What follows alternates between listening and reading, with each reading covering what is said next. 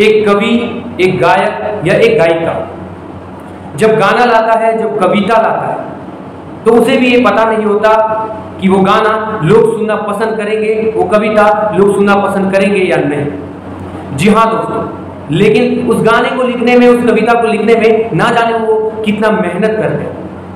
कई ऐसे लोग होते हैं जो 1 महीने 2 महीने तक लिखते जरूर है, गाते जरूर है, लेकिन जब उन्हें अच्छा रिस्पॉन्स नहीं मिल पाता है तो वो हार मानकर उसे छोड़ देते हैं। आज कुछ मैं आपको गायक कहें, गायिका कहें या एक कवित्री कहें, उसी के बारे में कुछ हकीकत की बात बताने के लिए आया हूं, आप सभी से शेयर करने के लिए आया हूं। और उस गायिका का क्या कुछ नाम है वो आप हमारे थंबनेल को देख के बहुत ही अच्छे तरीके से जान गए। कई ऐसे लोग अभी भी होंगे जो नहीं पहचान पाए, घबराइएगा मत, मैं सारा कुछ आपको इस वीडियो में बताने के लिए जा रहा हूं। उसके पहले दोस्तों नमस्कार, मेरा नाम है प्रियांक सिंह और आप सब देख रहे हैं आपका अपना चैनल आवाज। मैं अपने हर एक वीडियो के माध्यम से आप सभी के लिए कुछ सच्चाई की आवाज को उठाने का कोशिश करता हूं, आप सभी के लिए कुछ नया और खास जानकारी लेकर आते रहता हूं। हमारा एक ही मकसद होता है, जहां तक हो पाए हर एक लोगों का मदद करके उसे आगे बढ़ा पाए, हर एक सच्चाई का समर्थन करें, गलत चीजों का विरोध करके देश की जनता को जागरूक करें। इसीलिए आप हमारे चैनल को सब्सक्राइब करना ना भूलें और आप हमारे फेसबुक पेज को भी लाइक और फॉलो जरूर कर लें। हमारे देश हिंदुस्तान में एक रीति रिवाज है, हमारे देश के नेता जनता के पास तभी पहुंचते हैं जब चुनाव आने में 1 साल बाकी होता है। जी हाँ दोस्तों, अगर आपने इस चीज को गौर अभी तक नहीं किया है तो एक बार जरूर गौर कर लीजिए। हम जिस देश के पावन धरती पे रहते हैं उस देश का नाम हिंदुस्तान है और हिंदुस्तान में हर एक समाज के लोग रहते हैं, चाहे वो हिंदू हो, चाहे मुसलमान हो, चाहे वो सिख हो, चाहे वो ईसाई हो।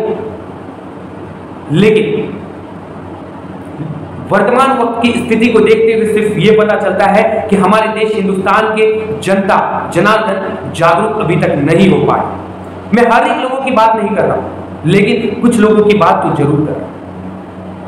दोस्तों मैं आपको बता दूं, चुनाव आने के 1 साल पहले से जिस नेतागण ने पिछले 3 सालों में काम नहीं किया, वो चुनाव आने के 1 साल पहले से करना शुरुआत कर देते हैं।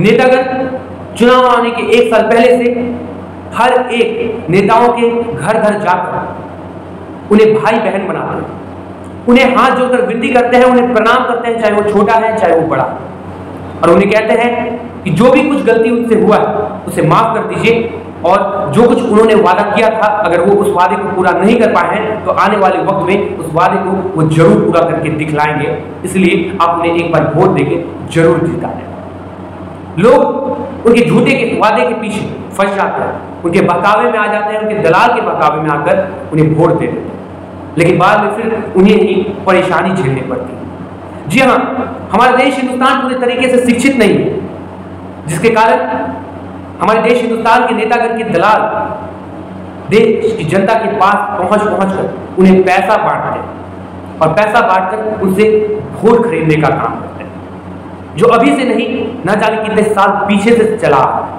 ये एक रीति रिवाज है। पिछले कुछ साल पहले हमारे देश हिंदुस्तान का ही एक राज्य यूपी में चुनाव था और चुनाव बहुत ही भारी मुकाबला का था। एक तरफ समाजवादी पार्टी और दूसरी तरफ भाजपा, जहां की भाजपा केंद्र में सरकार बनाई हुई थी। अब बात थी राज्य की, क्या यूपी राज्य में भाजपा सरकार बना पाएगी या नहीं।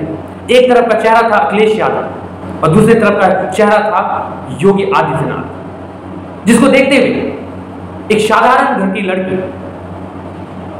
जो रोजाना कुछ नया से नया प्रक्रिया में कविता लिखा करती थी और उस कविता को एक भोजपुरी गाना के रूप में लोगों के सामने प्रस्तुत करती थी सोशल मीडिया के थ्रू।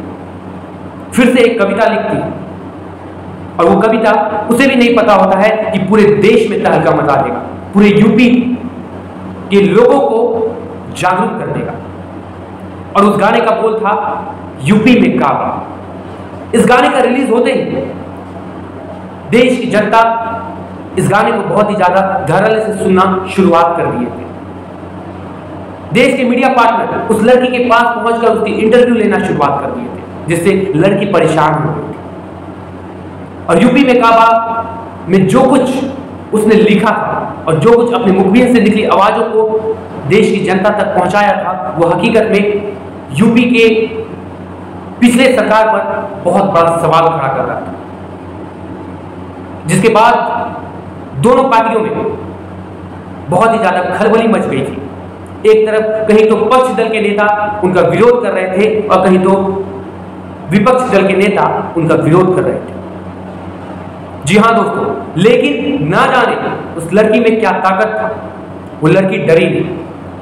फिर से उसने लिख दी एक नई कविता और उस कविता का नाम उन्होंने लिखा यूपी में काबा सीजन 2 पार्ट 1। इस गाने को जैसे ही अपने सोशल मीडिया पे लोगों को बीच लाती, ना जाने क्या कुछ प्रशासन को होता है, लोग इससे सुनकर बहुत ही ज्यादा जागरूक होना शुरुआत हो जाते हैं और धीरे धीरे कर यूपी में काबा सीजन 2 के पार्ट 1 पर बहुत ही ज्यादा खलबली मचने लगती है, जिसके बाद यूपी की प्रशासन सबसे पहले उनके हस्बैंड को कॉल करके कहती है कि मैं एक यूपीएससी एस्पिरेंट हूं, आप यूपीएससी का तैयारी करवाते हो, इसलिए मैं आपसे रिक्वेस्ट करना चाहता हूं कि आप मुझसे मिलने के लिए आए। सबसे बड़ा सवाल यहां पे खड़ा होता है कि आखिरकार एक एस्पिरेंट एक गुरु को मिलने आने कैसे बोल सकता है, जो तुरंत उनके भी दिमाग में चलता है और वो मिलने से इनकार कर देते हैं, उनकी कॉल को उठाना बंद कर देते हैं। फिर वही लड़की दूसरे दिन फिर से कॉल करती है और बताती है कि हम यूपी पुलिस बोल रहे हैं, हमारे साथ इस वक्त हमारी टीम मौजूद है और आपसे मिलना चाहते हैं, प्लीज आप जितना जल्द हो हमारे ऑफिस में आके हमसे मिले, या फिर आप जहां पे बोलते हैं हम वहां पे आपसे मिलने आते हैं, मुलाकात करने आते हैं। लेकिन दोस्तों, इसके पहले यूपी पुलिस उनके ससुराल कानपुर में पहुंचकर एक नोटिस देती, जिस नोटिस में ना जाने क्या कुछ लिखा हुआ होता है, और उसी नोटिस को साइन करने के लिए यूपी पुलिस उनसे मिलना चाहती है। जिसके बाद नेहा सिंह राठौर उस पुलिस वालों से मिलकर उस नोटिस पर साइन करती है या नहीं वो मुझे पता नहीं है अच्छे तरीके से, और वो कहती है कि जो कुछ मेरे वकील कहेंगे मैं उसी पर जो आगे बढ़ूंगा, अन्यथा मैं अभी कुछ नहीं कर सकती। दोस्तों, सबसे बड़ा सवाल हमारे यूपी प्रशासन पे होती है कि आखिर हमारी वर्तमान की यूपी प्रशासन सरकार की रक्षा कर रही है, सरकार का समर्थन कर रही है, या फिर जनता की रक्षा कर रही है, जनता का समर्थन कर रही है। क्या हमारे यूपी की प्रशासन जनता के लिए बनी है या फिर सरकार के लिए बनी है? बहुत बड़ा सवाल खड़ा होता है और कई और भी सवालें खड़ी होती हैं। मैं आप सभी से हाथ जोड़कर विनती करना चाहूंगा, यूपी में काबा सीजन 2 का पार्ट 1 जो नेहा सिंह राठौर जी के द्वारा निकाला गया, आप उसको एक बार सुनिए। उन्होंने कुछ गलत नहीं कहा, उन्होंने कुछ गलत नहीं लिखा, उन्होंने जो कुछ भी बोला है वो हकीकत है, और ये हकीकत का सवाल जब वो सरकार से करना चाह रही है तो सरकार को भी पता है कि उस सवाल का उसके पास कोई जवाब नहीं, जिसके कारण सरकार उन्हें नोटिस भेजी। हम आप सभी से हाथ जोड़कर विनती करना चाहूंगा, जागरूक हो जाइए, सावधान हो जाइए, और आप जिस दिन जागरूक और सावधान हो जाइएगा हमारे देश के हर एक नेता सुधर जाएगा। हमारे देश में हर रोजाना जिस तरीके से अपराध का मामला बढ़ते जा रहा है वो संभल जाएगा। हमारे देश हिंदुस्तान में जिस तरीके से स्त्री समाज असुरक्षित है वो सुरक्षित हो जाएगा। नेता, हर एक नेता, चाहे वो पक्ष दल के नेता हो चाहे वो विपक्ष दल के नेता, दोनों ही इंसान ही हैं, दोनों एक दूसरे से मिले हुए रहते हैं, फोन कॉल्स पे बात किया करते हैं, वो सिर्फ दिखावे के लिए मंचों पर आकर एक दूसरे का विरोध करते हैं, क्योंकि उसी चीज से उनका घर चलता है, उनका पैकेट भरता है। और आप सभी से मैं विनती करना चाहूंगा कि आप अपने सोशल मीडिया पर वी सपोर्ट नेहा सिंह राठौर लिखकर हैशटैग पोस्ट किया करें, ताकि अगर नेहा सिंह राठौर को यूपी प्रशासन कुछ आगे वाली कदम उठाती है तो हम उनका समर्थन करके उन्हें एक अच्छे मुकाम में पहुंचने पर मदद कर पाए। जी हाँ, ये था कुछ खास आज के वीडियो में। वीडियो अगर पसंद आया हो तो दोस्तों वीडियो को ज़्यादा से ज़्यादा लाइक, शेयर, कमेंट और चैनल को सब्सक्राइब करना एकदम ना भूलिएगा। फिर मिलते हैं, तब तक के लिए हर हर महादेव, जय श्री राम।